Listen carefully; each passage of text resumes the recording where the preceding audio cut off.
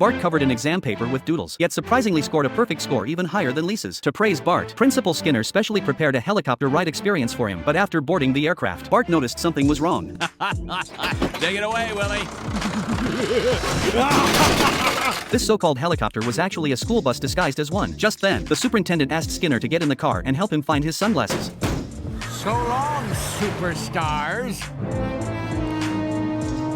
It was only then that Skinner revealed the real purpose of this award ceremony. The school was about to hold an exam, and the results would affect its future. To prevent underperforming students like you from dragging down the overall score, only top students would be allowed to take the exam. At that moment, Ralph suddenly said, "I need to go to the bathroom." Skinner had to ask the driver to stop, but when they reached the restroom, Ralph said, "Actually, I already went before we left." Skinner immediately realized he'd been tricked. Sure enough, when they returned, all the parts of the bus had been dismantled. They had no choice but to walk back. Just then, Skinner suddenly noticed Ralph was gone. He had magically appeared on an old boat. Looking around, Skinner came up with a plan and said, "Lend me your slingshot." However, no one expected that the stone would directly knock the driver unconscious. This caused the crane to lose control, and Ralph was about to face greater danger. In the critical moment, Skinner thought of another idea. He slid down a rope onto a container, then ran in circles on top of it. Using the principles of physics, he changed the direction the container was moving. The children cheered for this kind of practical teaching. In that instant, Skinner finally understood the true meaning of education. He immediately announced the cancellation of the exam that only top students were allowed to take.